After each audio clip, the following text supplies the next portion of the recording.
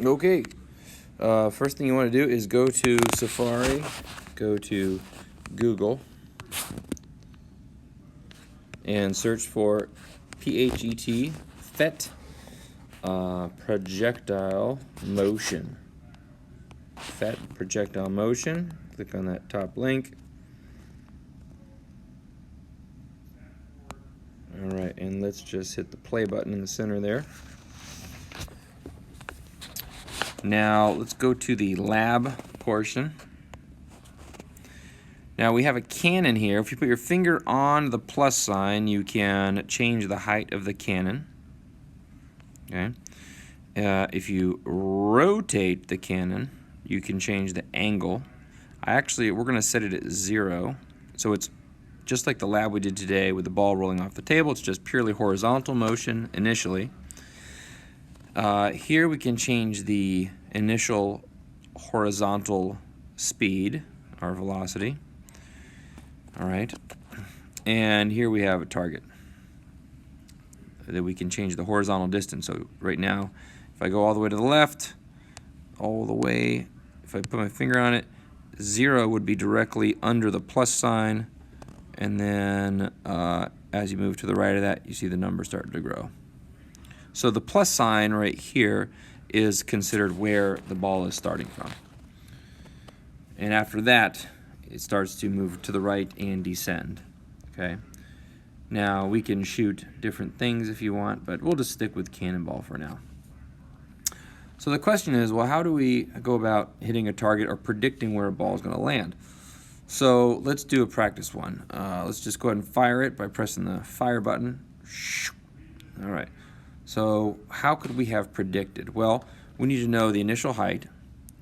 In this case, it was 9 meters above the ground, and we need to know the initial launch speed. In this case was 14 meters per second. So I'll do a little screenshot here.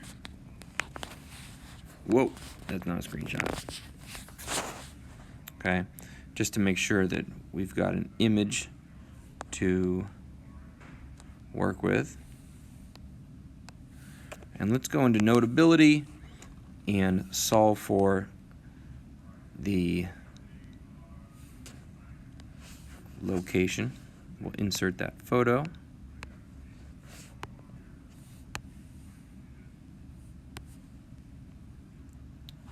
All right, so let's list what we know, and let's get organized. Let's do horizontal equations and vertical. Okay, horizontally, the initial velocity was 14 meters per second. Vertically, the initial velocity was 0 meters per second, right? Because it only has horizontal motion initially. What else do we know? We know the displacement, the vertical displacement, is 9 meters. Let's call down positive, and let's call right positive. That way we'll just avoid using a lot of negative numbers. There's our system is going to follow this convention. So right is positive, and down is positive. So our vertical displacement over here is 9 meters, and it's going down, so that's positive displacement. So vertically, we could say delta x is 9 meters. Horizontally, we don't know. All right. Horizontally, there's no acceleration. Acceleration comes from gravity. But vertically, we do have acceleration. Great. All right. Step 1 is to figure out how much time it's going to take to hit the ground. So here we go. Delta x equals v naught t plus 1/2 a t squared. Well, our initial velocity is 0. Our displacement is 9 meters. Acceleration is 9.8. And we don't know time, so t squared. So I'm going to grab my calculator and I'm going to solve. I'm not going to show all my steps, but I'll tell you what I'm typing into my calculator. 9 times 2 divided by 9.8. Then I take the square root of that, because that's t squared, and I get t equals 1.836. Okay. Now I know how long it's in the air. So what will be the horizontal displacement? Well, we could say 1/2 at squared, but we know there's no acceleration horizontally, so it simplifies our equation, and we get delta x equals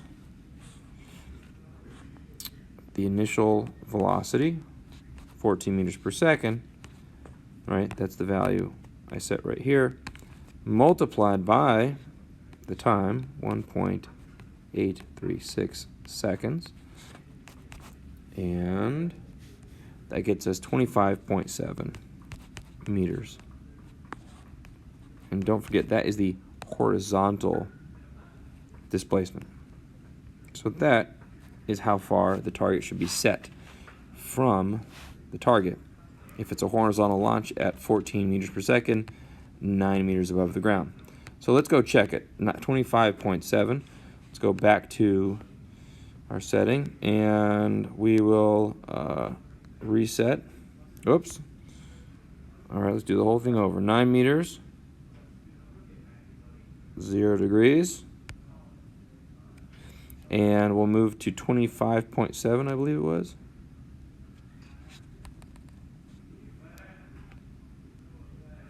That doesn't look right.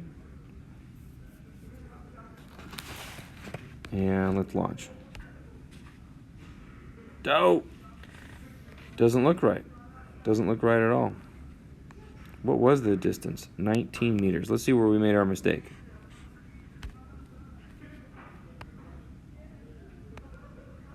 No, I never took the square root. That was my mistake. Pretty sure I never hit square root on my calculator. So let's try that again. 9 times 2 is 18. Divided by 9.8 is 1.836. And I never took the square root. 1.355. 1.355 seconds. So the time was wrong.